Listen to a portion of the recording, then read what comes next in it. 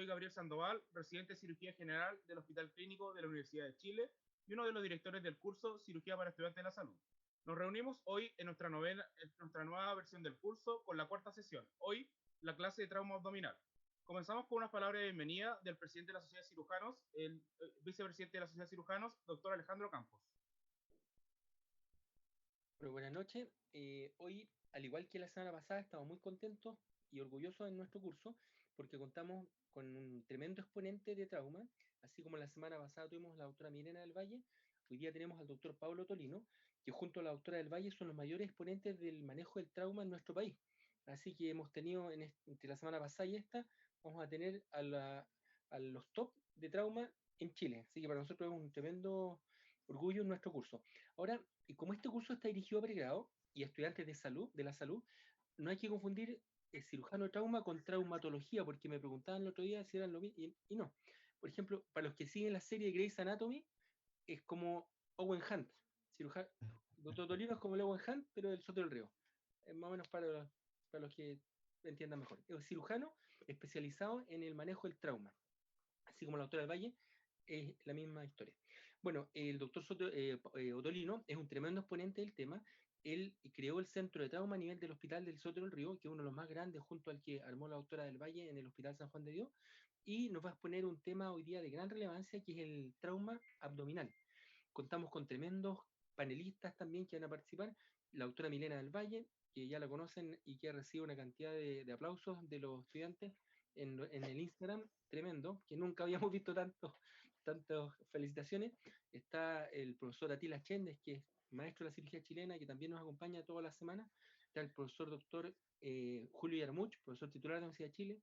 Está el profesor doctor Carlos García, también un tremendo exponente de lo que es la cirugía en nuestro país. Y el doctor Guillermo Martínez también, que es nuestro ex becado y que está a cargo de los cursos de los días lunes. Así que, bueno, y hoy día expone nuestro anfitrión es el doctor Gabriel Sandoval, que es el becado tercero, nuestro mejor becado que tenemos en nuestro hospital, y él va a estar hoy día dirigiendo la reunión. Adelante, Gabriel. A continuación, unas palabras de bienvenida del doctor Carlos García. Muchas gracias, Gabriel. No, mira, yo solamente quiero y he estado con muchas ganas de escuchar nuevamente al doctor Pablo Tolino.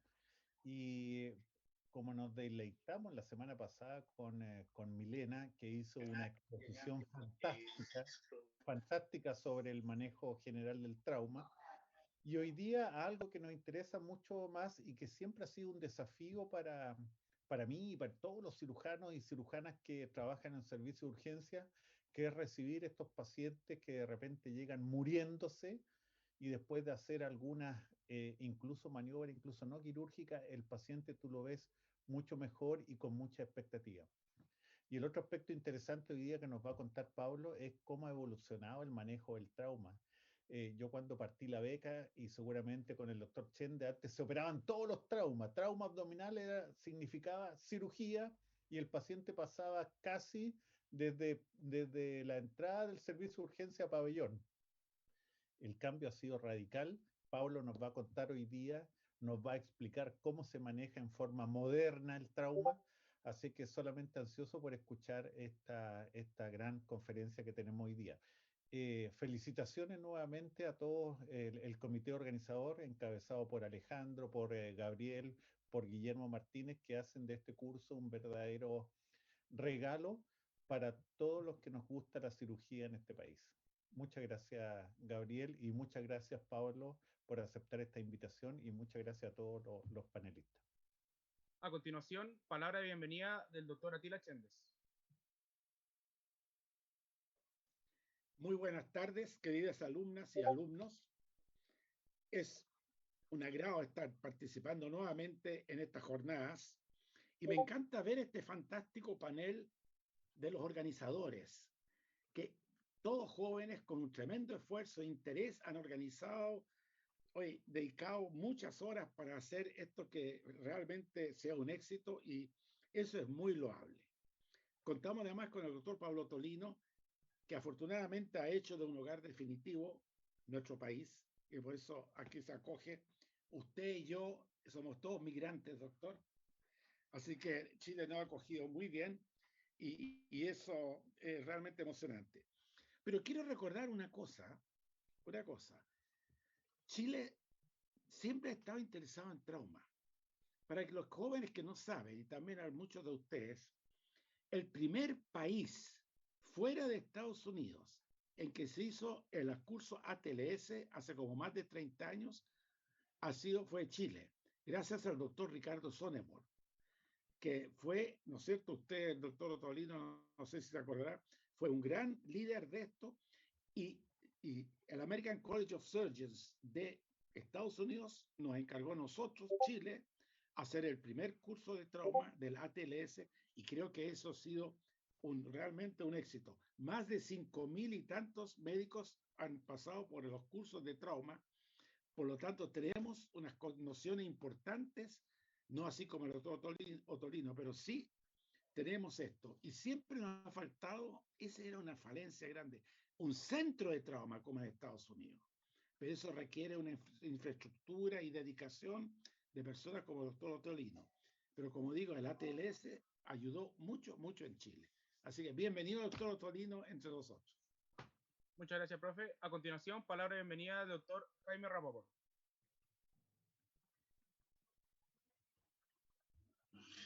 Muy buenas tardes. Es un placer nuevamente acompañarlos y invitarlos a disfrutar de un invitado de lujo, como decía el doctor Campos, que ha publicado incluso recientemente su experiencia en más de 3.000 casos de trauma.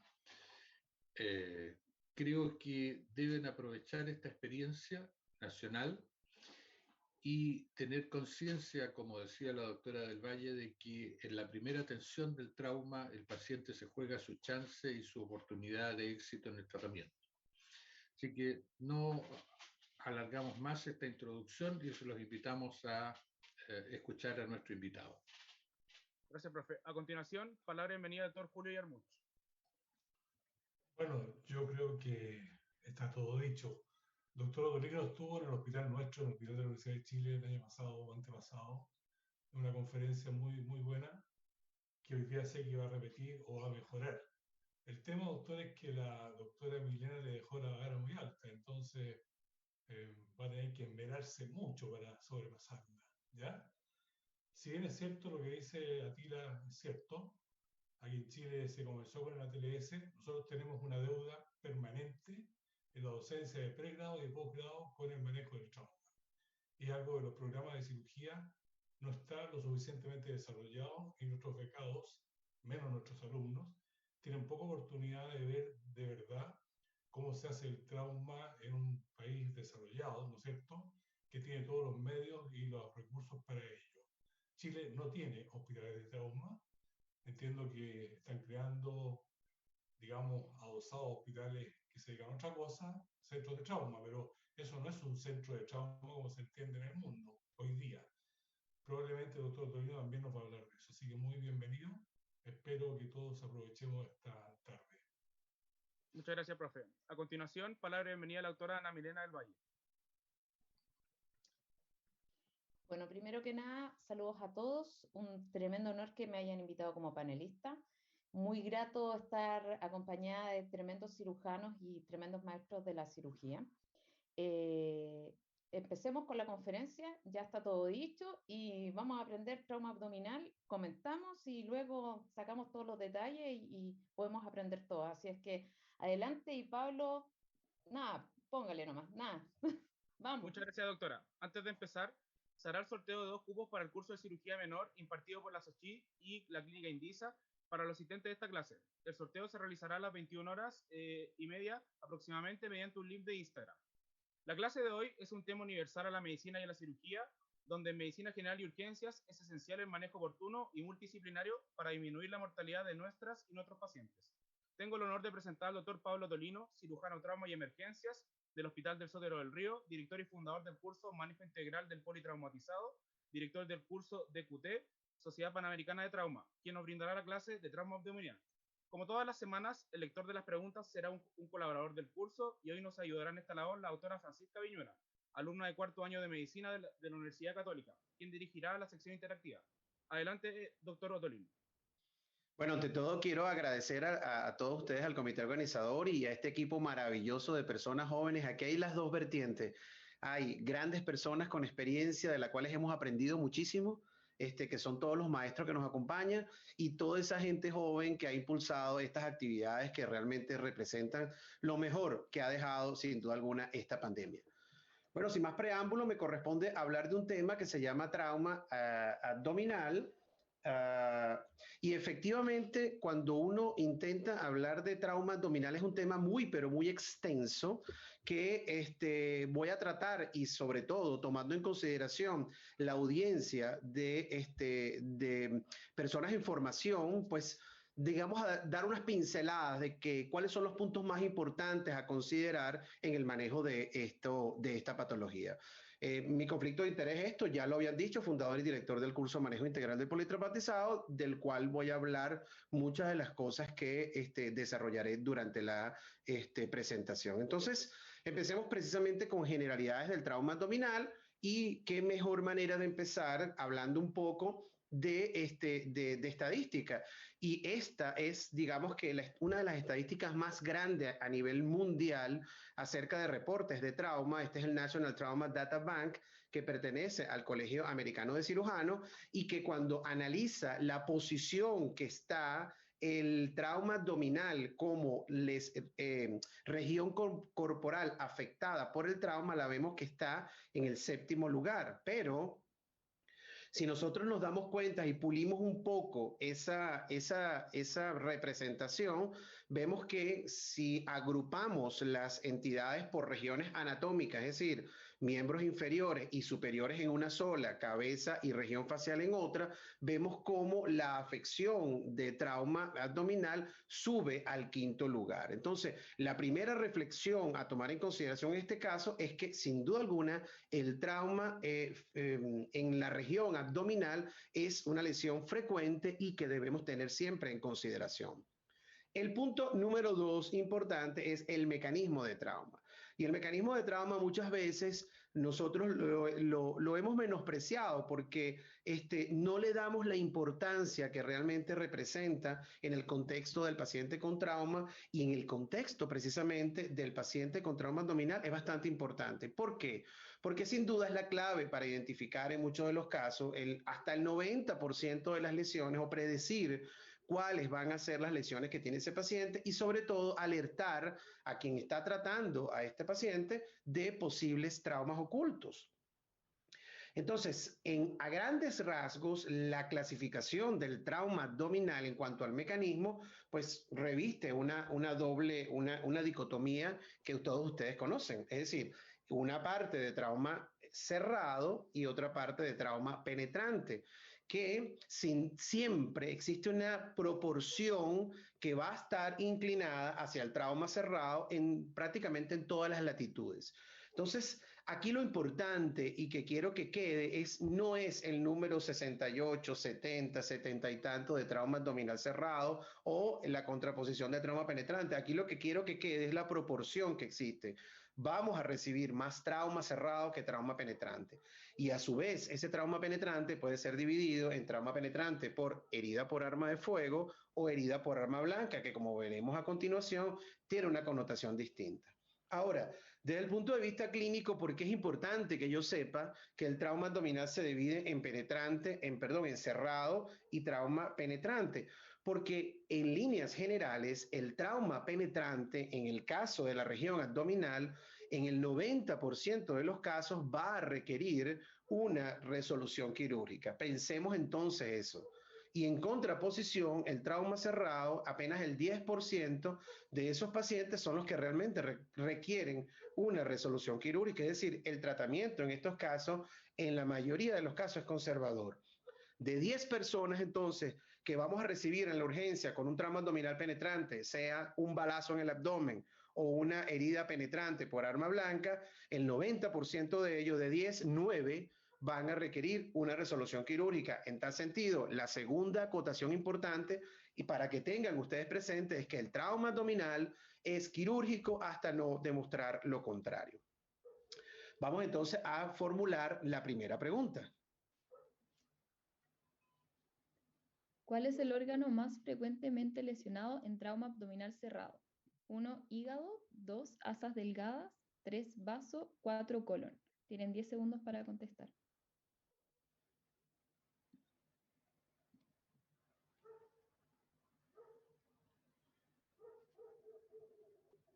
Tiempo.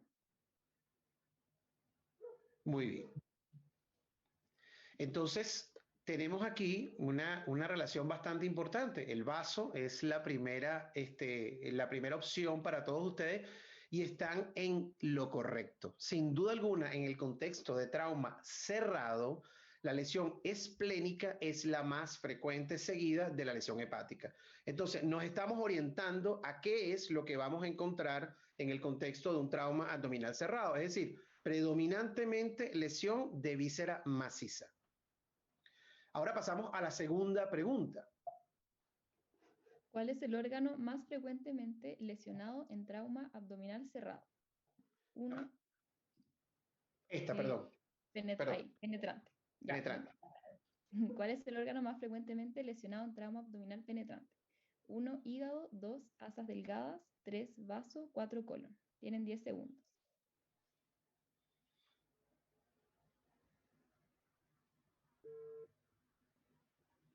Tiempo. Bien, yo creo que esta audiencia sabe mucho de trauma porque sin duda alguna acertaron nuevamente. Es decir, en el contexto de trauma penetrante, la lesión más frecuente encontrada es la lesión de asa delgada, que tuvo un 57% seguida de la lesión hepática y la lesión colónica. Aquí lo importante a rescatar es eso precisamente, que la lesión por víscera sólida es más frecuentemente relacionada con trauma cerrado y la lesión con víscera hueca es más frecuentemente relacionada con trauma penetrante. Entonces, seguimos. Bien. Cuando analizamos entonces, y ya basado en lo que habíamos dicho anteriormente del mecanismo de trauma, el trauma abdominal reviste dos problemas grandes, dos problemas importantes. Por un lado, el sangrado que puede estar ocurriendo dentro de la cavidad y por otro lado, la contaminación que igualmente puede estar ocurriendo dependiendo de la lesión.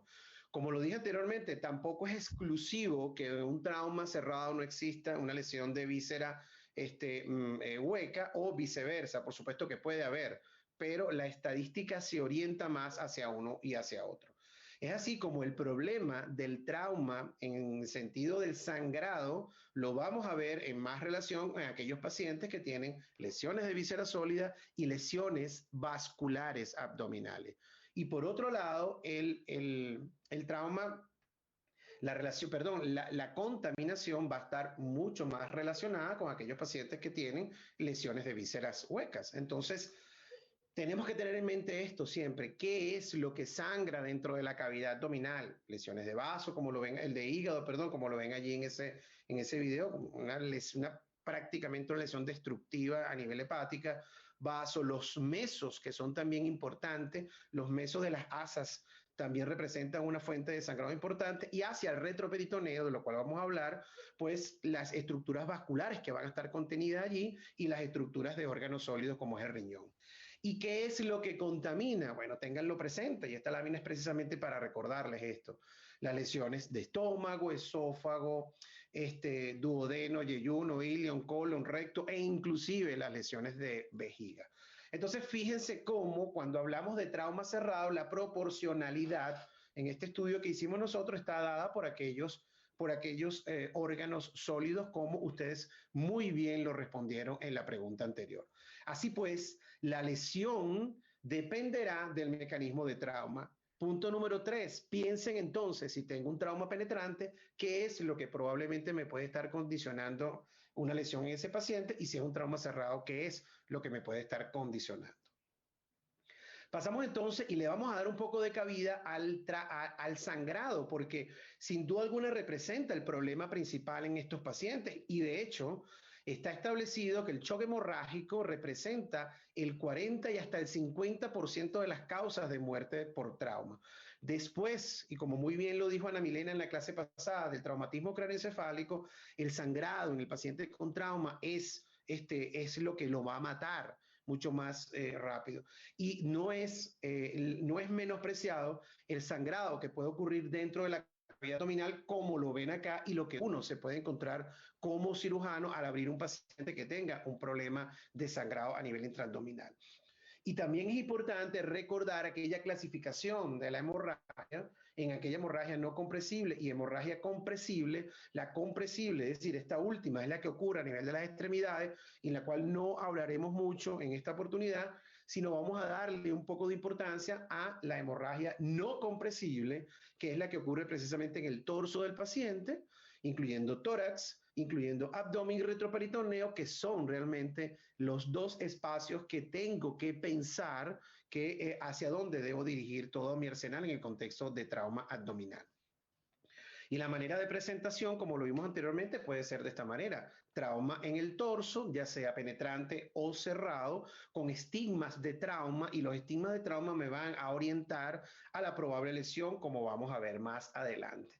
Ahora, hablando propiamente del sangrado abdominal, es decir, quitando el tórax como fuente de sangrado importante, tenemos que el sangrado en el abdomen puede ocurrir en dos lugares: o ocurre en la cavidad peritoneal, o ocurre en la cavidad retroperitoneal, o en el peor de los casos puede ocurrir en las dos cavidades.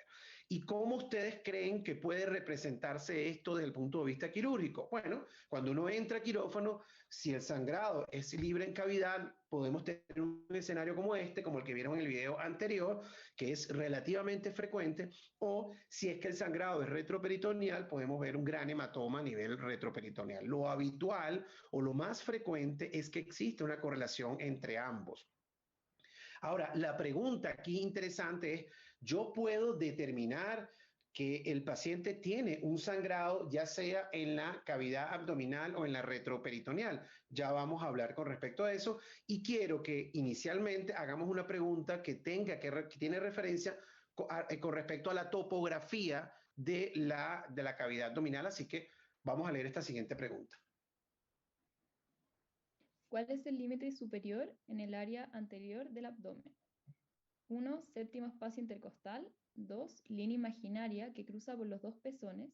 3. Apófisis sifoides. O 4. Reborde costal inferior. Tienen 10 segundos para contestar.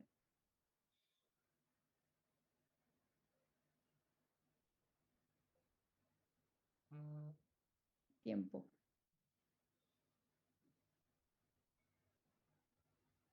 Bien, muy interesante esta respuesta, porque la representación topográfica externa del límite superior del espacio o del área que va a representar el abdomen, básicamente debemos considerar la línea que cruza los pezones y no el reborde costal inferior. ¿Por qué? Aunque la respuesta es bien interesante, pues la mayoría respondió esa, es bien interesante, existe un área de la cual voy a hablar a continuación, que es el área tóraco-abdominal, que inclusive puede ser asiento de dos entidades, de tener lesiones diafragmáticas y torácicas y de tener lesiones abdominales, ¿ok? Así que recuerden que por debajo inclusive de ese arco que está haciendo el reborde costal, encima de él todavía tenemos cavidad abdominal dentro que debe ser considerada desde el punto de vista topográfico. Veamos entonces la siguiente pregunta. ¿Cuál es el límite inferior en el área posterior del abdomen? 1. Espinas ilíacas posterior-superiores. 2. Línea imaginaria que cruza a nivel del sacro. 3. Pliegue glúteo. 4. Tercio medio de los muslos. Tienen 10 segundos para contestar.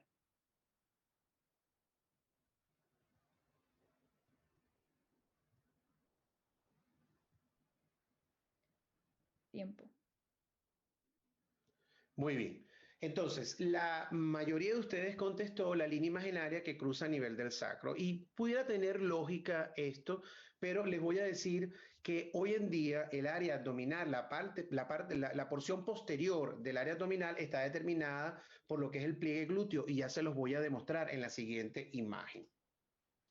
Fíjense, esta es la topografía abdominal relacionada con trauma, porque muchas veces estamos acostumbrados a ver el abdomen en el contexto de no trauma, pero en trauma tiene alguna diferencia. Y aquí vemos entonces cómo la representación del área abdominal anterior está dada en la parte superior por esa línea que va a cruzar por ambos pezones, y en la parte inferior el área inguinal. En la parte lateral va a estar representada lo que llamamos como área lateral o flancos, por un área donde está la línea axilar anterior y la línea axilar posterior. Y la parte posterior tiene que ver con el glúteo, y les cuento por qué. Porque en el 50% de los casos, un trauma penetrante por arma de fuego a nivel glúteo penetra la cavidad abdominal. Es por esto que en el contexto de trauma, para nosotros, el pliegue glúteo representa el límite inferior, ¿ok? Estoy hablando en el contexto de trauma penetrante. E inclusive estas áreas topográficamente descritas externamente me pueden orientar a mí hacia dónde pudiera estar la lesión. Es decir, si es que yo tengo una herida por arma de fuego en la área anterior del abdomen, yo debo pensar que ese paciente tiene un compromiso de un órgano peritoneal, o si tiene a nivel de los flancos o a nivel posterior, yo pudiera decir que ese paciente pudiera sospechar que tiene una lesión retroperitoneal. Así que muy importante a considerar. Y este es otro punto interesante, la topografía en relación a los órganos que están dispuestos en esos cuadrantes. E inclusive aquí está el cuadro que en la bibliografía recomendada para este curso está muy bien tipificado, donde yo tengo un hipocondrio derecho, izquierdo, un epigastro, y tengo órganos que me van a establecer allí. Pues le comento que en relación al trauma esto puede servirme o no. ¿Y por qué? Porque en el trauma cerrado, es decir, que yo tenga, por ejemplo, un estigma de trauma a nivel del hipocondrio derecho, yo pudiera decir que ese paciente sí pudiera tener un trauma hepático. Es decir, yo tengo una escoriación, algo importante, donde el mecanismo fue allí, yo puedo decir, sí puede ser. Pero en el caso de heridas penetrantes, sobre todo por arma blanca, puede ser, porque la trayectoria es definida. El arma blanca tiene una longitud y tiene un eje al cual entra dentro de la cavidad abdominal. Pero en el contexto de trauma por arma de fuego, definitivamente no. Inclusive hemos tenido pacientes con lesiones en el hipocondrio derecho que no tocan el hígado. O hemos tenido pacientes, característicamente se han descrito, pacientes con heridas por arma de fuego en glúteo y que tienen una herida cardíaca. ¿Y esto por qué? Porque el trauma o la cinemática del trauma es muy variante y depende mucho de la posición, de los ejes, de dónde se hace el disparo, si es de arriba hacia abajo, de adelante hacia atrás, y la posición del individuo, que es dinámica al momento de recibir un impacto, porque es que nadie está crucificado para recibir una herida por arma de fuego, a menos que esté, ¿cómo se llama? Que esté juiciado. Y el retroperitoneo, que también ustedes deben conocer, tiene una clasificación de acuerdo a los órganos que lo contienen, y para nosotros, desde el punto de vista quirúrgico, nos ayuda mucho. El retroperitoneo se divide en una zona 1 central, donde para nosotros inclusive la podemos dividir en supramesocólica e inframesocólica, y cuyo contenido es básicamente los órganos o los vasos más importantes, como son la aorta, la cava. La zona 2, donde están los riñones, ambos riñones, derecho e izquierdo, con sus pedículos respectivos, y la zona 3, donde están los vasos ilíacos, que por cierto, los vasos ilíacos por trauma penetrante tienen una mortalidad muy alta. Muchos autores han hablado de hasta un 70%. Y finalmente, una nueva zona descrita como zona 4, que es en la cava retrohepática y todo lo que está detrás del hígado. Entremos un poco entonces, ya que vimos esas generalidades, el manejo inicial. Y como muy bien lo dijo la doctora Ana Milena en la clase anterior, es que el manejo inicial en el contexto del trauma pues debe seguir ese orden cronológico que ya nosotros sabemos, y ese orden del A, B, C, D, E, pero nosotros debemos orientar ese ABC muchas veces de acuerdo a la lesión que estamos enfrentando, y es así como en el trauma abdominal reviste muchísima importancia la determinación de C, es decir, del sangrado de ese paciente, y como lo dije anteriormente, precisamente de ese sangrado que puede ser un sangrado no compresible, que es el que ocurre en el torso del individuo. Ahora, ¿cómo yo sospecho clínicamente de que el paciente es que está sangrando en el abdomen? Tengo unas características clínicas que en el caso del tórax solamente se las coloco, pero no es motivo de esta clase, pero sí es motivo de esta clase hablar de cuáles serían las sospechas clínicas que me hace pensar a mí en que el abdomen del paciente está sangrando. Obviamente los estigmas de trauma con las consideraciones que anteriormente hablé de la topografía del abdomen, un estado de shock en un paciente que no tenga un sangrado evidente, es decir, si no sangra externamente o si no ha sangrado en el lugar del incidente, debe estar sangrando en una cavidad y debo pensar que la cavidad abdominal debe ser implicada. El hecho de que el paciente tenga dolor abdominal e irritación peritoneal pudiera ser un signo clínico, pero el abdomen es muy confuso. Ojo, un paciente con irritación peritoneal puede no tener irritación peritoneal en el contexto de un hemoperitoneo o de una lesión de víscera hueca y tenerla, ¿ok? Y pudiera no tener manifestación clínica de eso, al igual que el dolor abdominal. Entonces, mucho cuidado con eso. Y el sangrado retroperitoneal, obviamente, de la misma manera, estigmas de trauma, shock y sospecha clínica de fractura de pelvis. Y hay unos signos claros que me deben hacer sospechar que un paciente tiene fractura de pelvis, porque es que la pelvis cuando sangra, muy probablemente sangra hacia la región retroperitoneal y es que puede albergar prácticamente toda la volemia del individuo. Y podemos tener un paciente francamente en shock, sin signos de irritación peritoneal ni nada que se le estile desde el punto de vista abdominal y el problema está a nivel de la pelvis. Esos signos de sospecha de fractura de pelvis los podemos encontrar como estigmas de trauma, como hemos venido conversando, equimosis, sangre en el meato urinario, hematoma perineal o escrotal, diferencias en la longitud de ambas piernas y rotaciones anormales en las piernas. Es decir, que yo clínicamente debo sospechar que el paciente pueda tener o no una fractura de pelvis y como muy bien lo dijo la doctora Ana Milena la vez pasada, pues debe estar dentro de esa valoración inicial. Ahora, ese paciente que llega a la urgencia, ¿cómo es que llega? Y luego que ya yo tengo todo este basamento teórico que he conversado anteriormente, de que sé que debo pensar en el abdomen, qué puede estar sangrando, qué puede estar lesionado, pues está la presentación clínica del paciente. Y es que ese paciente se me puede presentar o estable o inestable. Y es un punto importante a la hora de yo ver qué voy a hacer. ¿Por qué?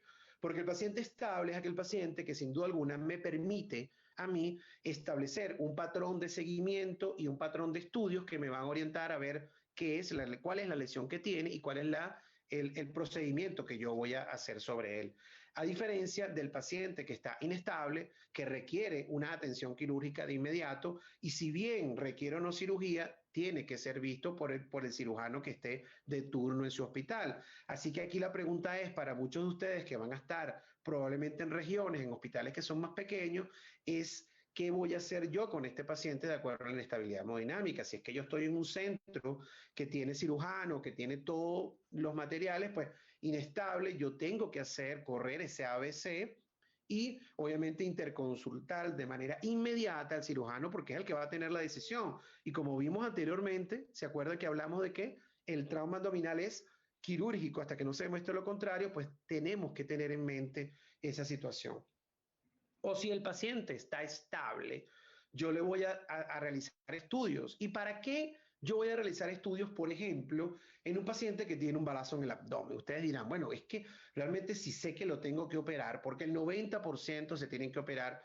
¿Será que es que no hago los estudios diagnósticos? No, mientras usted pueda y el paciente se lo permita y usted tenga los recursos, usted tiene que hacer estudios a ese paciente.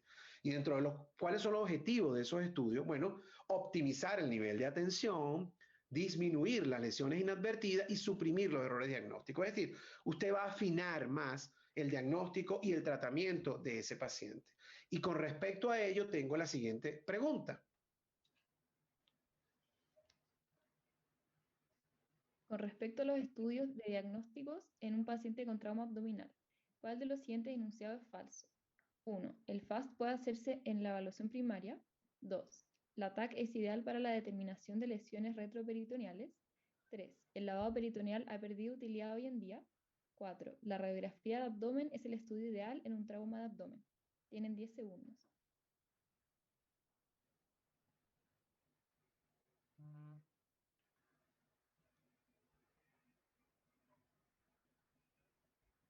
Tiempo. Increíble la velocidad de las respuestas, ¿no? Estoy anonadado con cómo esas cifras se llenan. Muy bien, la respuesta más votada fue la radiografía de abdomen es el estudio ideal para el trauma, con 64%, y que es la respuesta falsa, y están en completa certeza. Pues hoy en día, y lo voy a comentar anterior, la radiografía abdominal tiene poco valor y solamente se le da valor a la radiografía de pelvis cuando usted la tenga. Así que felicitaciones para la mayoría de ustedes, para el 64% de ustedes. Entonces, fíjense que en esa pregunta yo hablo de 4 estudios principales. Yo hablo del FAS, hablo hablo del FAS, hablo de la tomografía, del lavado peritoneal y de la radiografía de abdomen. Y me gustaría que nos basáramos a partir de este momento en cuál es la importancia de cada uno de estos estudios. Sin duda alguna, el FAS se puede hacer en la evaluación primaria, como lo vamos a ver más adelante. La tomografía es el estudio principal, el lavado peritoneal está prácticamente en desuso por el advenimiento del FAS y el entrenamiento que deben tener ustedes en el FAS, y la radiografía de abdomen prácticamente está descartada, salvo en la región pélvica. Entonces, fíjense esto, ante la sospecha clínica, ¿cuáles son los estudios que yo voy a orientar en la misma disposición tomográfica que he venido hablando a lo largo de toda esta clase? Bueno, en el abdomen propiamente dicho, es decir, en la cavidad abdominal, peritoneal, ¿cuáles son los estudios que me van a servir? El FAS, que deberíamos llamarlo IFAS, como vamos a ver más adelante, porque inclusive es extendido a tórax. Ya hoy en día se entiende como FAS incluye el tórax. Pero es interesante porque el FAS, como lo vamos a describir a posterior, me va a orientar a mí a la presencia de ¿qué? De líquido dentro del abdomen del paciente, que puede ser sangre. La radiografía de abdomen, como lo dije, no tiene valor, y la tomografía no solo me va a ayudar a la determinación de sangre, sino también una probable lesión de una víscera, e inclusive la presencia de aire, que puede ser sugestivo de una lesión de víscera hueca. El lavado peritoneal, como lo dije, está prácticamente en desuso dado el advenimiento del FAS. Y por otro lado, el área retroperitoneal, pues el FAS carece de valor, porque yo no puedo ver con el FAS un sangrado, un hematoma retroperitoneal. Pero sí pudiera orientarme en una radiografía, porque si yo veo una fractura de pelvis, digo, bueno, probablemente el sangrado de este paciente esté en el área retroperitoneal. Y la tomografía, fíjense que aquí también me ayuda no solamente a ver qué está ocurriendo dentro del abdomen, sino me ayuda a ver qué está pasando en ese retroperitoneo. Este punto es importante cuando hacemos los estudios de imagen, porque esto ha cambiado sustancialmente. Y es que anteriormente los estudios de imagen estaban reservados para la evaluación y el manejo secundario. Es decir, para la evaluación después que yo hago la evaluación primaria, y ahí estaban etiquetados los estudios de imágenes, donde incluían el eco, las radiografías, tomografías, etcétera. O si no, también los estudios de imágenes estaban relacionados con la evaluación terciaria, es decir, después que ese paciente pasaba un tiempo, yo le hacía el estudio pertinente. Pues hoy en día muchos de los estudios se hacen en la evaluación primaria, y estoy hablando básicamente del FAS, es decir, del eco. Hoy en día el eco se hace durante esa evaluación primaria, y yo no debo esperar hacerlo en una evaluación secundaria. En tal sentido, es un estudio que me va a ayudar a mí a ver cómo forma parte, es una extensión sin duda alguna del examen físico. Y hablemos entonces algunos tópicos interesantes del ultrasonido en trauma, es decir, el FAS, que sus siglas en inglés significan Focus Assessment with Sonography in Trauma. Anteriormente era Focus Abdominal, y con la renovación de ese FAS hacia otros nuevos alcances, como los del tórax, se decidió ponerle Assessment. Entonces, y es que el eco me va a ayudar a mí a discernir si es que el paciente tiene un problema de B, dado por un neumotora, o si es que el paciente tiene un problema de A. ¿Cómo hago yo el FAS? Y es importante, y aquí quiero que algo muy, muy importante para ustedes que están en fase de preparación y en fase de estudio, es que ustedes tienen que hacer lo posible por entrenarse en hacer FAS. Es decir, el FAS ya pasó al dominio de toda aquella persona que está en la urgencia. Y al final les voy a mostrar un video interesante. Así que el FAS tiene unos puntos de colocación en el traductor, donde yo mido básicamente 4 ventanas. Estoy hablando del abdomen. La primera de ellas en el espacio pericárdico, donde voy a buscar líquido pericárdico. La segunda es el espacio patorrenal o de Morrison, es decir, entre el hígado y el riñón, que es por mucho la ventana más sensible para la determinación de líquido en el contexto del paciente con trauma. El espacio espleno-renal dado por el vaso, en ese espacio entre el vaso y el riñón, y el espacio perivesical que está alrededor de la vejiga. Entonces yo puedo encontrar en este paciente, fíjense, múltiples situaciones que me hacen pensar que hay líquido. Eso que está en negrito allí, es decir, hiperecoico, entre el hígado y el riñón es líquido. Y líquido en el contexto del paciente con trauma de sangre hasta que no se demuestre lo contrario. Fíjense acá, el líquido que está entre el vaso y el riñón, el líquido que está alrededor de la vejiga y el líquido que está a nivel pericárdico. Entonces, el eco me ayuda a la determinación precisamente de sangre en el contexto del abdomen, no a nivel retroperitoneal. Y la premisa fundamental en este punto es líquido libre en el contexto de un paciente con trauma es sangre hasta que no se demuestre lo contrario. Y aquí hablo de 4 cosas importantes o 3 cositas importantes. ¿Será que yo puedo hacer eco? ¿Ustedes pueden hacer eco? Sí. La respuesta es sí. Y es importante entrenarse en la realización de eco en la emergencia. Yo creo que es una condición obligatoria para todos hoy. Hoy en día, el eco no sustituye el examen físico, pero sin duda alguna tiene un papel importante. Y el eco, fíjense que debe ser realizado, inclusive aquí vemos a parte de los becados haciendo un control ecográfico, y algo que es muy importante en la realización del estudio ecográfico que tiene que tener usted en mente es que el estudio ecográfico es observador dependiente, es decir, que cada persona puede estar viendo algo distinto, ¿ok? Y eso hay que considerarlo. ¿Por qué? Porque es un proceso dinámico. Y al ser un estudio dinámico, no vale que usted haga un eco a un paciente cuando llega a la urgencia. El eco debe ser seriado. ¿Para qué? Para poder tener una apreciación de que si es que aumenta el sangrado o un paciente fácilmente puede tener un FAS negativo al momento que llega a la urgencia y a los pocos minutos puede tornarse positivo, es decir, que puede existir líquido libre en cavidad. Y otra cosa que es muy importante, como lo decía antes, una cosa no sustituye a la otra. Y es aquí el principio ese del yin-yang interesantísimo. No el FAS va a sustituir completamente al examen físico, ni el examen físico va a sustituir completamente al FAS. Es decir, debe existir una correlación entre ambos. Debemos seguir las premisas fundamentales de examinar a ese paciente. Y no es que el estetoscopio o el exfonendo esté quedándose atrás en comparación con el transductor, pero cada uno cumple un papel importante y es válido resaltar. Solamente una lámina para hablar de radiografía de pelvis.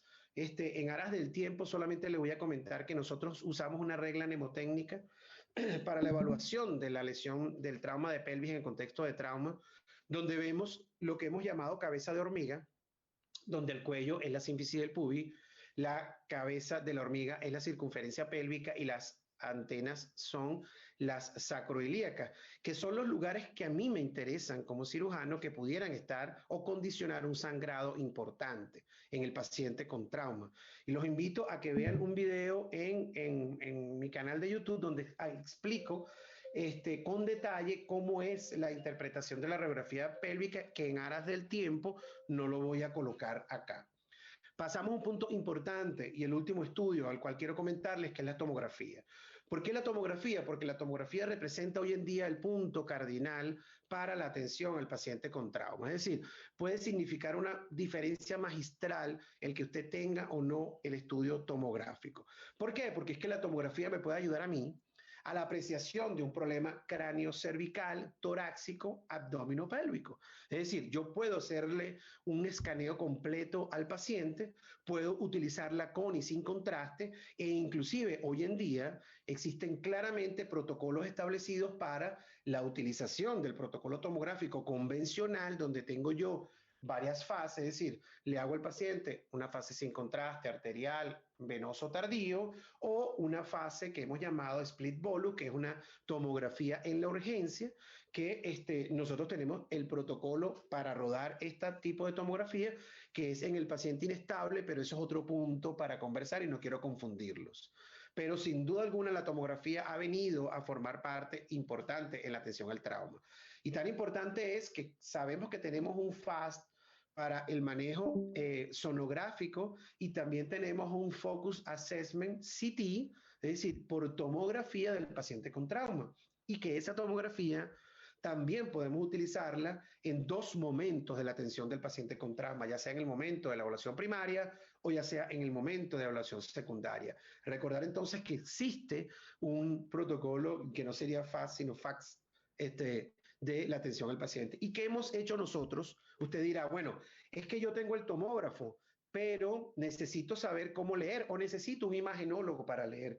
Es obvio que el informe final dictado por una persona que ha estudiado tomografía, pues es mucho más fidedigno, pero nosotros en el curso MIP hemos tratado de darle la vuelta a esto y hemos realizado una estrategia mnemotécnica para que usted pueda interpretar la imagen, en este caso la tomografía, con una regla mnemotécnica fácil, que es invertir las palabras, la abreviatura TAC en CAT, como si fuera gato. En tal sentido que yo voy a prestar atención al contraste, al aire y al trauma propiamente dicho. Es decir, cómo va a ser el comportamiento y de esa manera ordenada usted va a poder realmente sacarle provecho a esa tomografía, aunque su conocimiento de tomografía no sea tan amplio. Ese CAT como estrategia mnemotécnica puede ser empleado en cráneo, tórax, abdomen y pelvis y solamente le voy a dar una pasada por cómo se debería ver en el abdomen. Es decir, ese CAT yo lo puedo evaluar y yo puedo tener una imagen tomográfica donde veo el área retroperitoneal, cosa que no veía en el FAS, el área abdominal, es decir, peritoneal, y puedo ver cómo está esa pared abdominal, es decir, toda esa envoltura de ese individuo. Y entonces yo puedo empezar aquí a ver cómo veo el contraste. Bueno, lo puedo ver en forma de hematoma a nivel retroperitoneal, lo puedo ver en forma de hemoperitoneo, es decir, sangre libre en cavidad, o lo puedo ver en forma de blush, que es la salida por algún órgano sólido o la salida de ese contraste a nivel de por una lesión vascular en esa fase angio. O el área, ¿cómo veo el aire? Pues el aire también lo veo en forma de neumoperitoneo en el contexto del paciente con trauma, y lo puedo yo determinar en el escáner, en la tomografía. Y aquí vemos el caso del trauma también. Ya me voy al órgano específico. Ya vi el contraste, ya vi el aire, ahora voy a ver el órgano específico y veo, por ejemplo, el hígado. ¿Qué tiene ese hígado que me puede orientar a mí que tengo un trauma? ¿O qué tiene el vaso? Fíjense aquí, en esta tomografía, cómo se ve interesante. Aquí vemos la presencia de hemoperitoneo, ¿sí? Y vemos la presencia de una lesión, en el caso de la izquierda, una lesión esplénica, en el caso de la derecha, una lesión hepática. Y aquí vemos, por ejemplo, cómo se ve el flush, es decir, cómo se ve la extravasación de contraste. Esto realmente es lo grande y que ustedes, inclusive antes de que el imagenólogo le dé el toque fino, no estoy diciendo que ustedes van a sustituir al imagenólogo porque evidentemente él tiene un toque más fino y le puede dar inclusive más detalle, pero nosotros podemos inclusive a manera general ver cuál es la probable lesión que tenga este paciente. Es así como el otro punto importante que quiero que les quede claro es que la tomografía es el estudio ideal en el contexto del paciente con trauma. Haciendo entonces un resumen de cuando yo pienso que el problema más importante del paciente es el sangrado y decir dónde sangra el paciente, tengo dos pacientes. Tengo el paciente estable en el cual yo le hago los estudios, que ya sabemos cuáles son, y tengo el paciente inestable que muy probablemente yo me dé cuenta de lo que tenga en quirófano porque obviamente un paciente con un balazo en el abdomen que yo sospeche que tenga o un trauma cerrado que sospeche que tenga una lesión intraabdominal importante, que yo le haya hecho de repente el FAS porque inclusive lo puedo hacer en la evaluación inicial con líquido libre, pues ese paciente muy probablemente requerirá de que el cirujano esté presente y decida llevarlo a cirugía y se dé cuenta de la lesión que tenga intraoperatorio. Entonces, muy pendiente con esto. Termino mi clase hablando de situaciones especiales, específicamente dos situaciones especiales interesantes.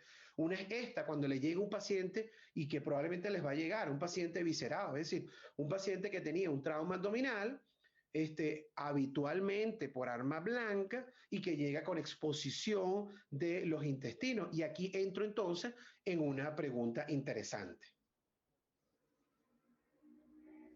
¿Cuál sería su conducta en estos casos?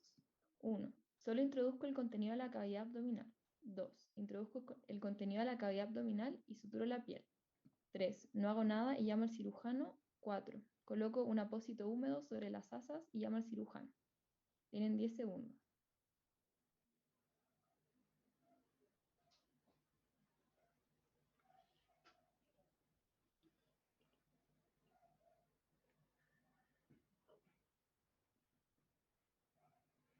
Tiempo.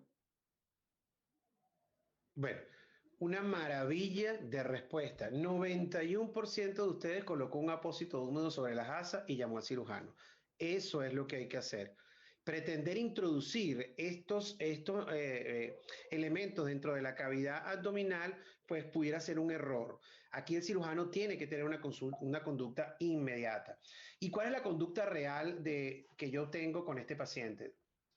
La conducta ideal es esta. Primero, siempre el manejo inicial del paciente y no considerar a este paciente porque esta lesión puede formar parte de aquellas lesiones que hemos llamado lesión distractora, donde todo el mundo viene, se impresiona porque el paciente tiene media humanidad fuera de la cavidad abdominal y entonces todo el mundo saca su celular para tomarle foto y se nos olvida que el paciente pudiera tener un problema de la vía aérea o un problema de ventilación que puede realmente comprometer la vida del mismo. Es decir, este paciente pudiera fácilmente tener también un trauma torácico que condiciones neumotoras, que se pueda transformar en una neumotora de atención y el paciente me hace un paro no por las vísceras, sino por el problema adicional. Por lo tanto, el manejo inicial es crucial.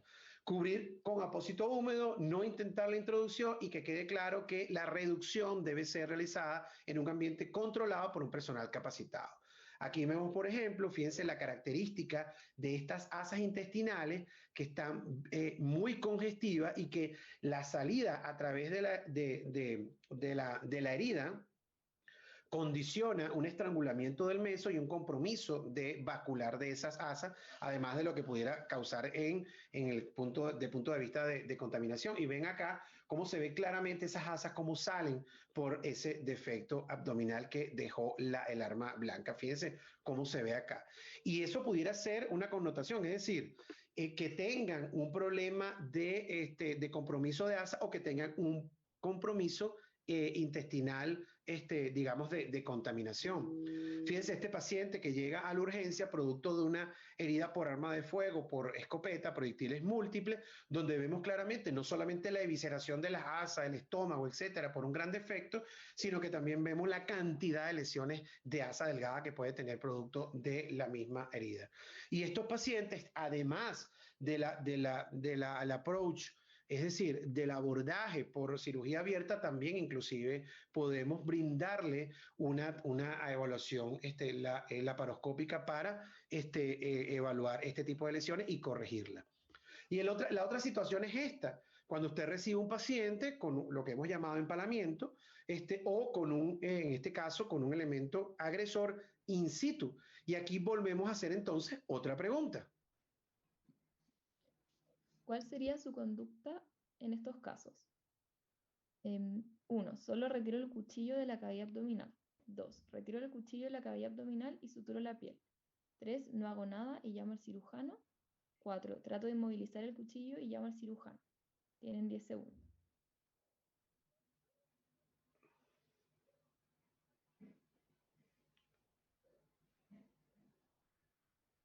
Tiempo. 92% también respondió, trata de inmovilizar el cuchillo y llamó al cirujano en este caso particular. Y esa es la respuesta correcta y la conducta correcta. Lo que no debemos hacer en este caso, sin duda alguna, es pretender la extracción de esto sin visualización directa. ¿Ok? Es decir, la conducta obedece mucho a la situación anterior. Es decir, primero el manejo inicial, evitar que eso sea una lesión distractora, estabilizar el cuerpo extraño, no intentar la extracción hasta que venga el cirujano. Y fíjense este caso en particular que quiero compartir con ustedes. Fíjense cómo este individuo llega al hospital, a nuestra emergencia, y fíjense la posición. Él mismo, a voluntad propia, está tomando el cuchillo, no para sacarlo, para inmovilizarlo. Fíjense que él, a manera de autoayuda, está tratando de inmovilizar ese cuchillo que viene dentro de su organismo. Y en el caso particular, y un poco jocoso, esto es que este paciente, fíjense lo que tenía en la camisa.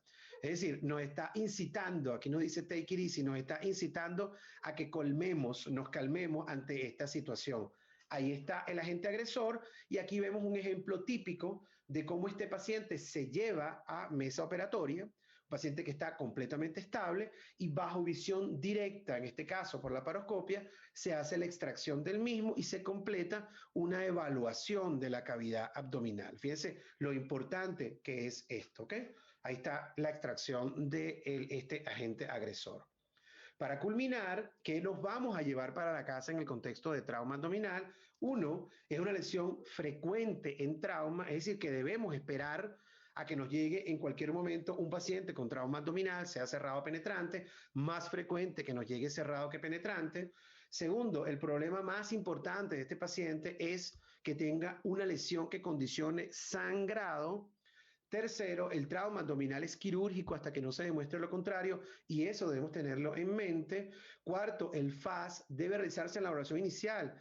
Todos debemos realizar FAS, inclusive hoy en día existen los ecos de bolsillo prácticamente, donde el individuo lo carga, no tiene que cargar un aparataje para hacer el eco, sino que inmediatamente lo saca del bolsillo y lo realiza. Y finalmente, y que quede muy claro, la tomografía es el gold estándar para el trauma abdominal. Yo quisiera, antes de despedirme, llamar la atención a ustedes en dos cosas muy novedosas y me voy a tomar el atrevimiento por poner dos videos muy cortos de cómo ha avanzado la utilización de los estudios diagnósticos en el contexto de los pacientes con trauma. Fíjense, sin ánimo de realizar ninguna propaganda a esta marca comercial, pero presten la atención a este video para que lo discutamos. So should our healthcare technology. With information needed, decisions to make, and experience to share, every second counts.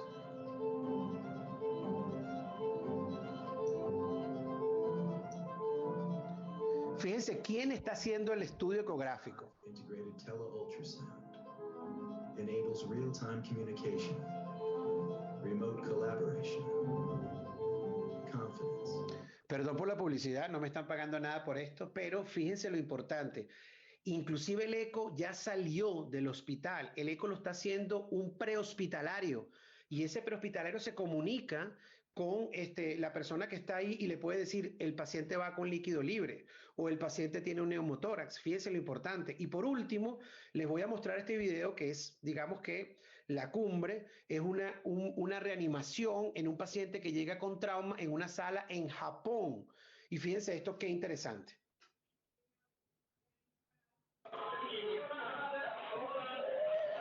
Esto es un paciente que llega a Trauma Bay con un trauma cerrado. Y no sé si se dan cuenta qué es lo que tiene el paciente hacia la cabeza. ¿Lo vieron, verdad? Sí, un tomógrafo.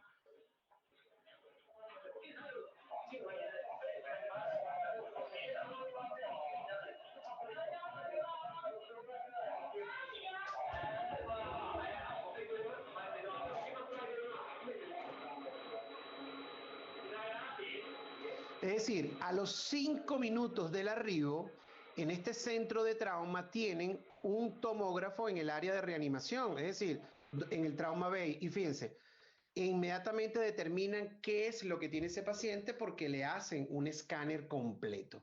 Entonces, fíjense qué increíble hasta dónde hemos llegado nosotros con este tema de los estudios de imágenes y sobre todo de la atención al paciente con trauma. Muchísimas gracias.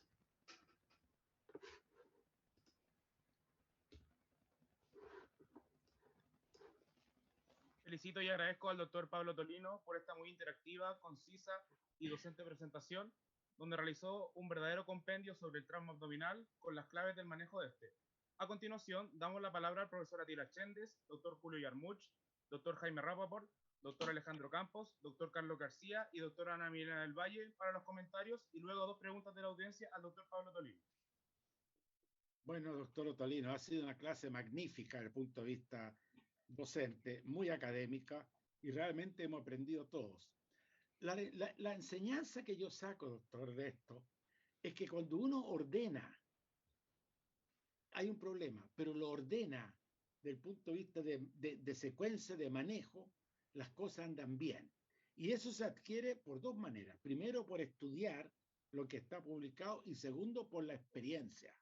Esas dos cosas conjunto hacen que uno entonces tenga ordenado, y ese orden puede significar, pero la recuperación tremenda. Yo me imagino en un centro que llega un paciente así, choqueado, empezar a gritar todos para allá, como se ve en la tele, pero si alguien ordena y sabe bien, las cosas son diferentes. Así que felicidades, doctor, por su excelente clase.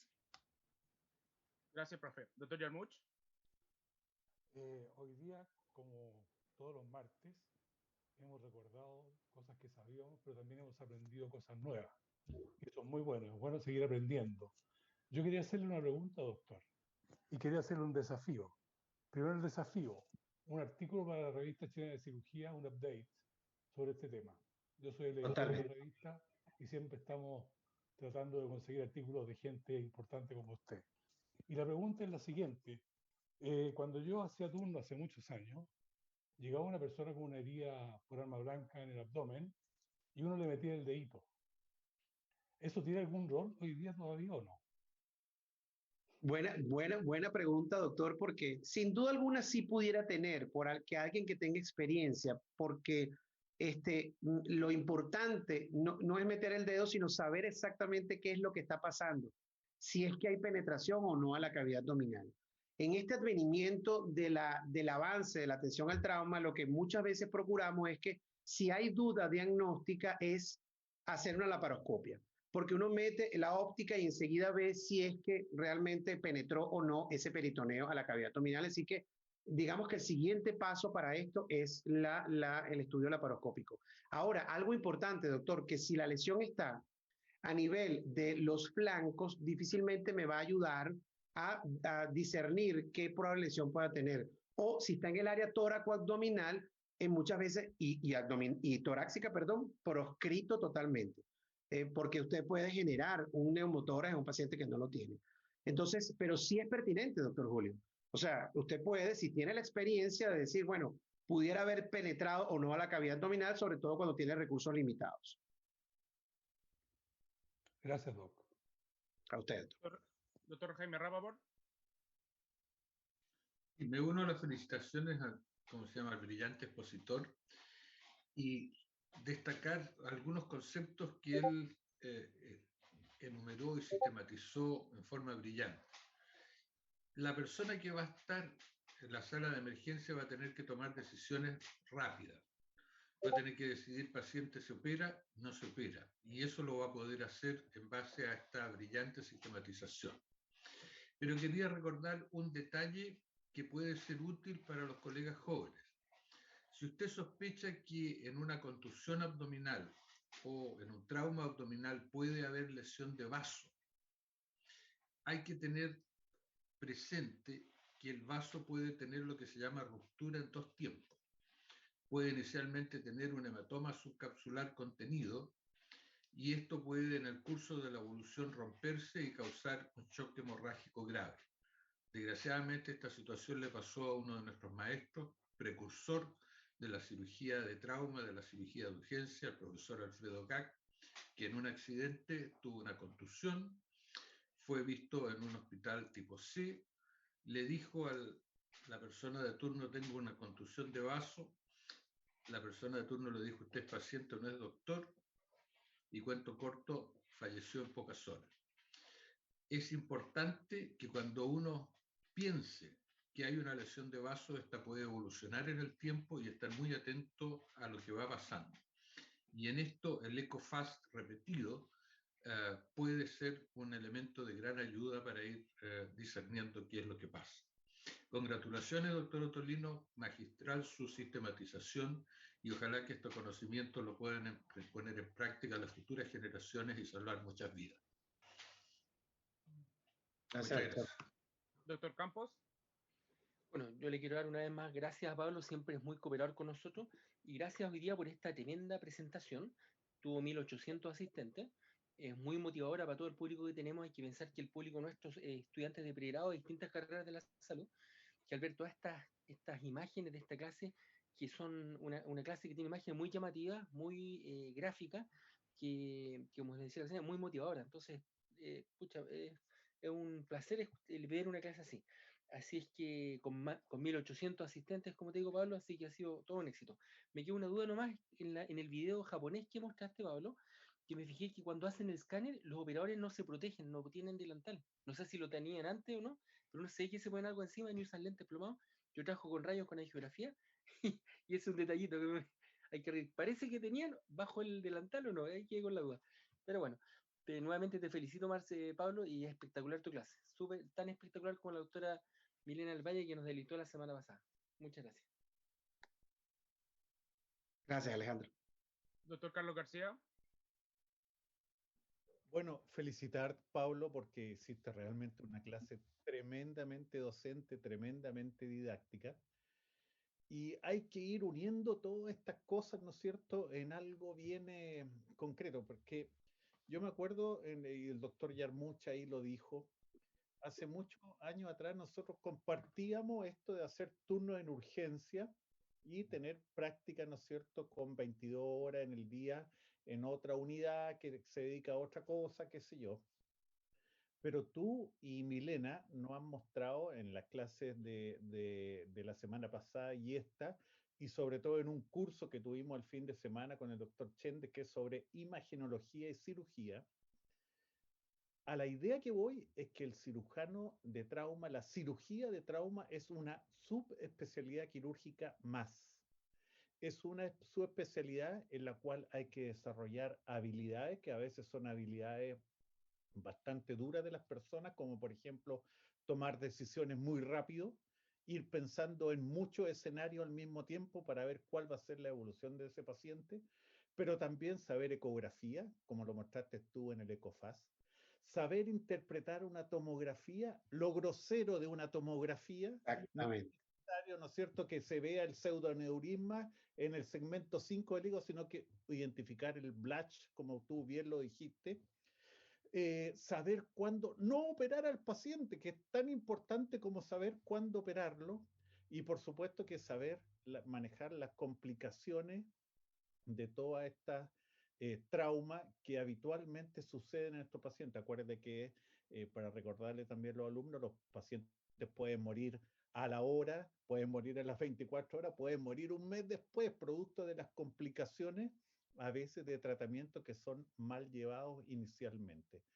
Por lo tanto, el doctor Yarmuch lo dijo, una de nuestras deficiencias en nuestro país es el manejo moderno del trauma, pero creo que Pablo, Ana María Pacheco, Milena y mucha gente en el Hospital del Trabajador, que yo trabajé ahí durante mucho tiempo dedicado al trauma, tiraron para arriba esta que yo llamo ahora su especialidad de la cirugía, y la tiraron tanto para arriba que seguramente el doctor Rapaport se acuerda, antes en los congresos de cirugía los trabajos de trauma que se recibían eran 2, 3 y había que meterlo en una parte por ahí escondidito dentro de cirugía general.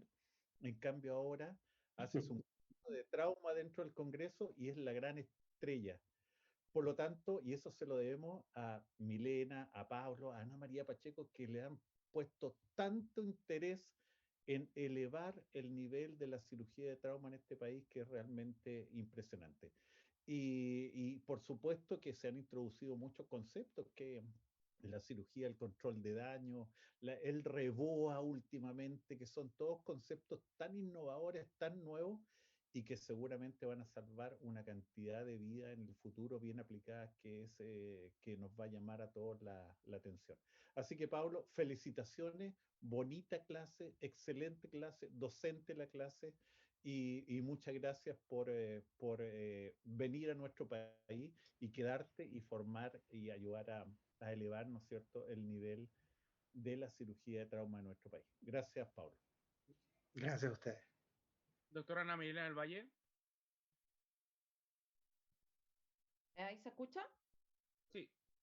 Sí, doctora. Bueno, primero que nada, qué decirte, maravilloso como siempre, entretenido, dinámico, fantástico. En realidad, un orgullo ser panelista en este momento y ver una clase tan completa.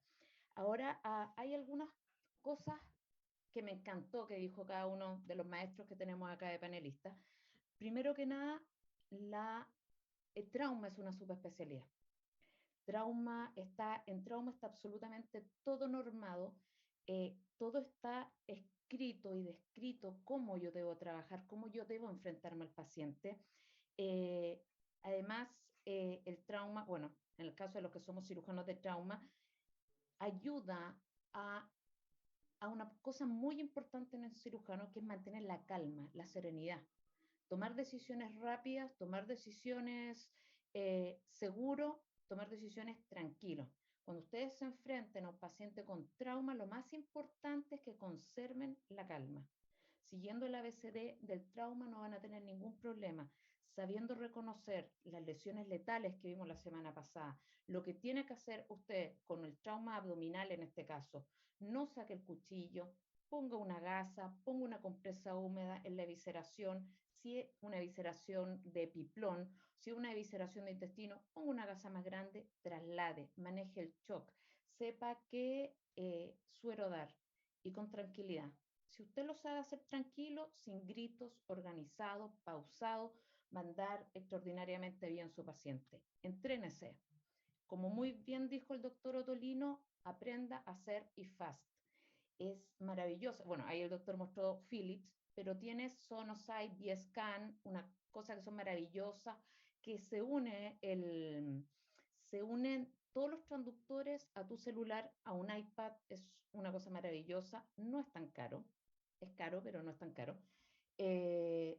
Y lo espectacular, que coincido con el doctor Campos, de que los japoneses estos no tenían protección. Una pequeña historia, esta sala híbrida con escáner se presentó en el Congreso del WIST hace aproximadamente 2 años y medio, y ocurrió una cosa muy particular con esa sala híbrida. La gente, estábamos presentando nosotros un trabajo en San Diego respecto al manejo endovascular del trauma, y la gente, cuando el japonés que presentó este trabajo, el resto de los colegas se rió de él.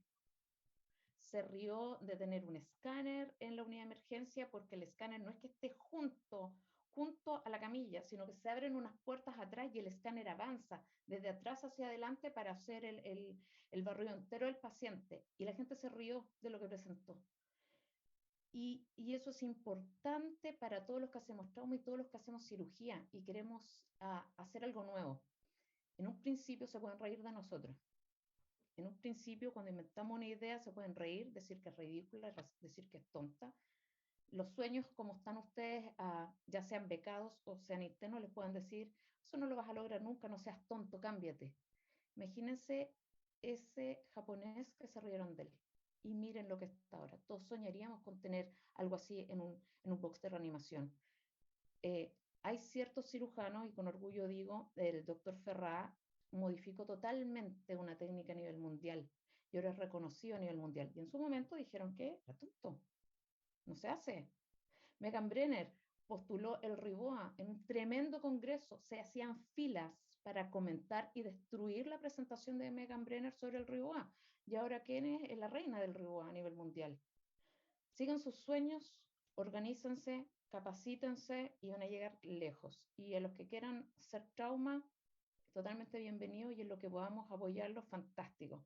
Así es que nada, un orgullo estar de panelista y fantástica la presentación y encantada. Fantástico, muchas gracias. Muchas gracias, doctora. A continuación, preguntas de la audiencia del doctor Pablo Ottolino. Pregunta Marcelo Jorquera, ¿en qué tipo de pacientes los enfrentaría por vía laparoscópica? ¿Qué tipo de paciente? ¿En qué tipo de pacientes de trauma abdominal los enfrentaría por vía laparoscópica? Para tú poder utilizar la laparoscopia en un paciente con trauma abdominal, tienes que estar muy ceñido a un protocolo.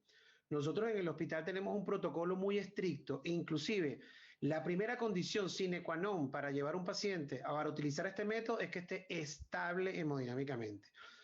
Segundo, en nuestro hospital, el paciente que va a la laparoscopia en trauma tiene que tener un estudio tomográfico previo. Es decir, sin estudio tomográfico, ¿por qué? Porque es que si tiene una lesión retroperitoneal que no vas a ver por la laparoscopia, entonces eso puede hacer que tú pierdas tiempo y condicionar la seguridad para el paciente. Entonces, va a depender mucho de dónde más hemos utilizado la laparoscopia para la determinación de lesiones de diafragma, que es donde más se utiliza, porque tú vas a ver, sobre todo en esas heridas en trauma toracoabdominal, donde tiene un escáner negativo y donde el paciente está hemodinámicamente estable. Perfecto. Y la última pregunta, Macarena Rojas pregunta, ¿qué pacientes con inestabilidad hemodinámica y en qué contexto usted realizaría una tomografía computada? Ok, eso, inclusive Ana Milena tiene bastante experiencia en eso porque en Cali también lo hacen. Nosotros acá rodamos un protocolo que es derivado de un estudio alemán inicialmente y el doctor Carlos Ordóñez también presentó un estudio similar de tomografía en el paciente inestable donde se puede realizar bajo un estricto protocolo y con unas condiciones. Varias de las condiciones son que el paciente, obviamente que el tomógrafo esté en la urgencia, no que esté a más de 50 metros del área donde tú estás trabajando. Y el protocolo de realización es lo que yo dije anteriormente, que es el split bolus, que es el paciente que tú le haces solamente 2 barridos, sin contraste y contraste arterial y venoso. Con eso que estás haciendo, disminuyendo el tiempo del estudio, que es lo que quiere. Además de que obviamente tienes que apoyarte en un protocolo de que el paciente, hay 3 condiciones grandes del paciente de estabilidad. Si el paciente tiene, por ejemplo, la presión arterial sistólica menos de 70, es un paciente que está en muy malas condiciones que tú probablemente tengas que llevar a quirófano en el caso de que esté inestable. Si está entre 70 y 90, es este paciente que tú le puedes hacer un escáner de emergencia, es decir, un split bolus. Y más de 90 es el paciente que tú de repente reanimas y dices, bueno, le puedo hacer el escáner completo con toda la fase para ver lo que es. Pero hay que ceñirse al protocolo y hay que hacerlo de manera muy, pero muy estricta. Perfecto, muchas gracias. Y finalmente, Rosa Ávila pregunta, ¿cuál es el manejo inicial del trauma abdominal por proyectil con lesión de salida? Con orificio de salida, sí. Entrada y salida. No vamos a saber exactamente muchas veces cuál ha sido la trayectoria del proyectil. Entonces, eso es algo que es importante, porque fíjate que uno tiende a pensar que ubica el proyectil, el orificio de entrada y el orificio de salida y tiende en su mente a hacer un trayecto lineal de la entrada y la salida, y eso en el contexto de trauma es completamente aberrante. Entonces, hay que tener mucho cuidado con eso. Y la otra cosa es cuando tú consigues un orificio en el abdomen del paciente, busca lo otro. O sea, tienes que tratar de buscar y que el otro no necesariamente pueda ser la salida, sino puede ser otro orificio de otro proyectil. Ahora, ¿cómo es el tratamiento inicial? Exactamente igual. Manejo inicial, lo que tienes que tratar de establecer qué probablemente lesiones pudiera tener de acuerdo a la localización. ¿Ok? Muchas gracias, doctor. Nuevamente felicito al doctor Ottolino y a la doctora Viñuela por esta excelente presentación. Doctor Ottolino, le damos una última palabra para despedida y después palabras de cierre al doctor Campos y luego el video de promoción del curso de cirugía menor. Bueno, yo quisiera darte las gracias, Gabriel, y a todos, de verdad, a Marcelo por la paciencia que me tuvieron, porque yo estaba en 3 y 2, y de verdad que muchísimas gracias. Me siento súper honrado, como lo dijo la doctora Ana Milena, de estar ante un panel de maestros que nos enseñaron a nosotros cirugía, porque uno los leyó, los vio con esa trayectoria tan grande y ahora pues estar con un grupo tan entusiasta donde la docencia es importante y lo que han dicho todos, han dicho cosas espectaculares. La regularización del trauma, el hecho de que el trauma se le dé el peso que tenga realmente como especialidad, no es que porque yo estoy en una urgencia y opero heridos por arma de fuego, pues ya soy cirujano de trauma, sino esto tiene su estudio, su metodología y de verdad lo que nos apasionamos y lo que nos hemos dedicado a esto, hemos tratado de llevarlo. Yo estoy sumamente agradecido y no canso de decirle a la acogida que ha tenido Chile conmigo y con mi familia. Le doy las gracias y cualquier esfuerzo que yo pueda hacer por darle algo a esta patria que me ha acogido es nada en comparación con todo lo que ha hecho para mí, para mi familia. Así que las gracias son de mí hacia ustedes. Muchas gracias, doctor. Doctor Campos. Bueno, hemos tenido esta cuarta clase, ha sido una presentación de altísimo nivel por un expositor espléndido que, como lo ha mostrado, ha dejado también la vara alta para el que sigue. La próxima clase sabemos que va a ser también espléndida, es de cáncer gástrico, la expone el doctor Attila Chender, que es profesor titular de la Universidad de Chile y maestro de maestros en realidad.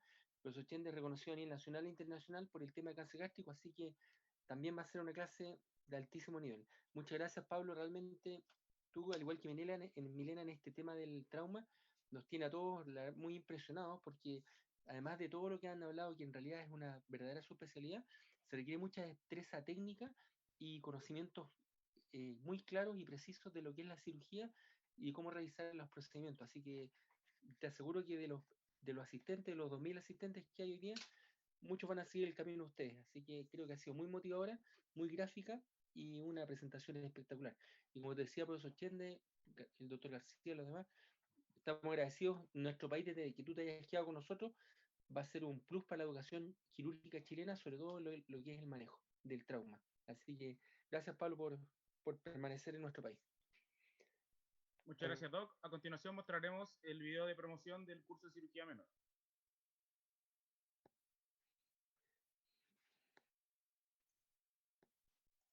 Este es un curso que se está promoviendo en la clínica Indisa y que nos regaló unos cupos para los asistentes al curso y los vamos a sortear. Los profesores, si quieren, esto es básicamente para los asistentes para el curso.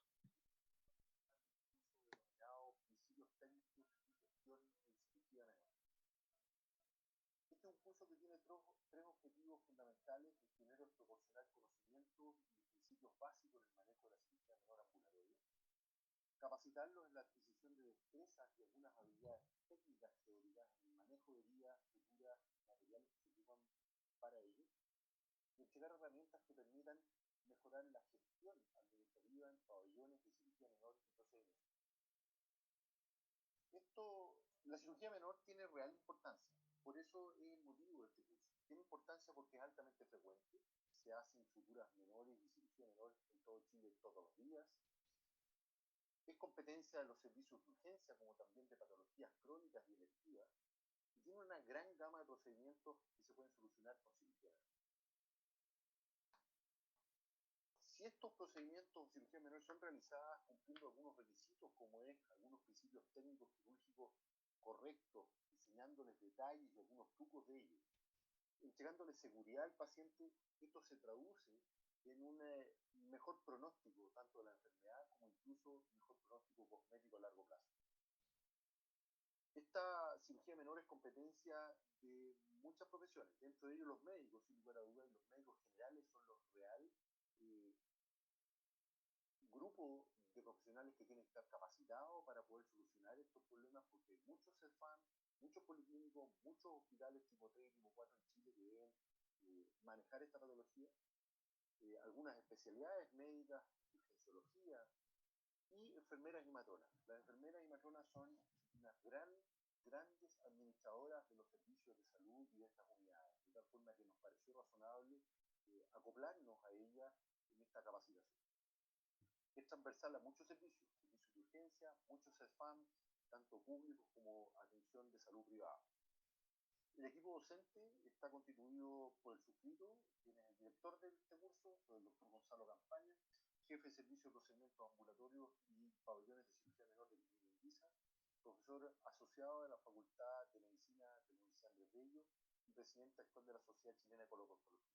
El doctor Rodrigo Julio Araya, cirujano vascular del Hospital Salvador, jefe de la unidad de cirugía vascular de Clínica Indisa, profesor asistente de la Facultad de Medicina de la Universidad de Chile y director médico del Instituto Nacional de Herida.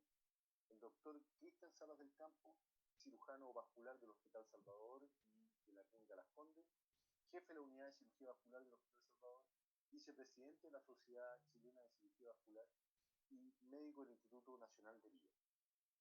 La señora Liliana Lara Loyola, coordinadora de la unidad de procedimientos ambulatorios y cirugía menor de Clínica Indisa, diplomado en gestión en administración de salud de la Escuela de Negocios de la Universidad de Chile, y tiene un curso de manejo de heridas avanzada en el Instituto Nacional de Heridas. Y Jimena Meneses, enfermera del Departamento de Cirugía Digestiva de la Pontificia Universidad Católica, especialista en ostomías, especializada en Barcelona y directora de ostomía de la Sociedad de Enfermeras Latinoamericanas de Heridas. Este es un programa académico que tiene una modalidad completamente online, con 8 unidades temáticas, 2 horas académicas cada una de ellas, actividades de autoaprendizaje y estudio que completan un programa con 20 horas académicas. Está compuesta, como les dije, por 8 unidades. Las 2 primeras son conceptos básicos, donde nos vamos introduciendo a algunos detalles de esta cirugía menor. la unidad número 3, que está destinada principalmente a algunos procedimientos ya específicos de cirugía menor. La unidad número 4, donde vemos algunas heridas complejas y algunas situaciones especiales que se pueden ver en el servicio de urgencia sobre todo. Los cuidados postoperatorios, que lo vamos a ver en la unidad número 5. Es importante saber cómo manejamos la cicatriz, cómo manejamos algunas heridas que no somos capaces de figurar. La unidad 6 y la unidad 7 tienen mucha relación con la gestión de administración, mucho que saber al respecto, de mucha normativa técnica vigente a nivel de autoridad sanitaria que nos obliga a cumplirla, y aquí vamos viendo varios de esos conceptos que tenemos que conocer para poder implementar un pabellón de cirugía menor. Y la última actividad, la unidad número 8, es una actividad con casos clínicos, una actividad dinámica, interactiva, a tiempo real, con todos los docentes y todos los alumnos, con intenciones de responder algunas preguntas que se hayan generado durante el curso, presentación de casos clínicos, con encuestas a tiempo real y discusión de todos estos casos clínicos con todo el grupo docente. Esta actividad será evaluada al final con un test final online con preguntas de selección múltiple, una escala de notas del 1 al 7, cuya nota mínima de aprobación es el 5, y será certificado y avalado con una entrega de certificado por la Unidad Académica Clínica Indisa y la Sociedad de Cirujanos de Chile, entregada por vía electrónica. Quiero invitarlos a este curso por la importancia que acabo de contarles y por lo relevante que es para la actividad tanto de médicos generales, médicos especialistas, como de enfermeras en una zona a todo lo largo de Chile. Muchas gracias.